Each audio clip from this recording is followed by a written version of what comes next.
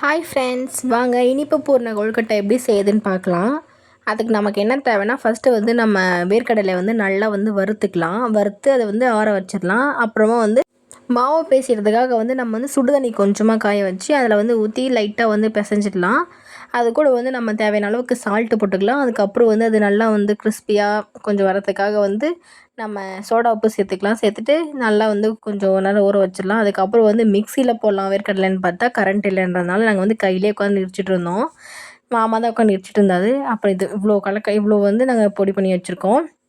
அது கூட வந்து தேங்காய் கொஞ்சம் வந்து ஒரு மூடி எடுத்திருக்கோம். அதுக்கப்புறம் வந்து வெல்லம் வந்து கொஞ்சம் தண்ணி ஊற்றி கொஞ்சம் நல்லா கெட்டியாக வந்து கட்டி இல்லாமல் பண்ணிட்டோம். அதுக்கப்புறம் வந்து லைட்டாக அப்புறம் அதே தவாவில் வந்து நம்ம வந்து தேங்காயை வந்து கொஞ்சம் ரோஸ்ட் பண்ணிக்கலாம். ரோஸ்ட் பண்ணிவிட்டு அது கூட வந்து நம்ம இடித்து வச்ச வேர்க்கடலையும் போட்டு அப்புறம் நம்ம வந்து இந்த வெல்லம் பாகை வந்து ஊற்றி இன்னும் கொஞ்ச நேரம் வந்து அது வந்து கொஞ்சம் வந்து கெட்டி ஓரளவு வதக்கிட்டு அதுக்கப்புறம் உட்காந்து நாங்கள் சரி இட்லி குண்டு அந்த மாவு வந்து தட்டி அதில் உள்ளே வைக்கிறதுக்காக வந்து ஸ்டஃபிங்கை ரெடி பண்ணிகிட்டு இருக்கும்போது வந்து பிளாக்கி வந்து பார்த்துட்டே இருந்தால் நாங்கள் என்ன பண்ணுறோன்னு சொல்லிட்டு அதுக்கப்புறம் மாவு வந்து நல்லா வந்து பொசு பொசுன்னு இருந்துச்சு. அதை வந்து நல்லா உருண்டை பிடிச்சி வாழை இலையில் வந்து எண்ணெய் தடவிட்டு அதுக்கப்புறம் வந்து நம்ம வந்து ஷேப் பண்ணுறதுக்காக வந்து மாவை போட்டு அதில் வந்து ஸ்டஃபிங்கை வச்சுட்டு அதை வந்து மடிச்சுட்டு இட்லி குண்டாவில் வந்து வச்சிடலாம்.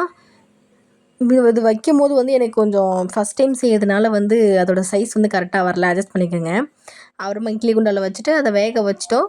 வேக வச்சு நானும் திறந்து பார்த்துட்டேன் வெந்துருச்சான்னு சொல்லிட்டு. ஆனால் அது எனக்கு தெரியல எப்படி வெந்திருக்குன்னு சொல்லிட்டு. அதுக்கப்புறம் அம்மா பார்த்துட்டு அம்மா தான் எடுத்து கொடுத்தாங்க வெந்துருச்சுன்னு சொல்லிட்டு. வெந்த அப்புறம் இப்படி தான் இருந்துச்சு. உண்மையே சொல்கிறேன், டேஸ்ட் செம்மையாக இருந்துச்சு. நான் ஃபஸ்ட் டைம் செஞ்சேன். ஆனால் சூப்பராக இருந்துச்சு. நீங்கள் ட்ரை பண்ணி பாருங்கள். நான் வந்து எந்த மாவில் செஞ்சேன்னா, அரிசி மாவு வந்து எங்கள் வீட்டில் இல்லைன்றதுனால அரிசி மாவில் செய்யாமல்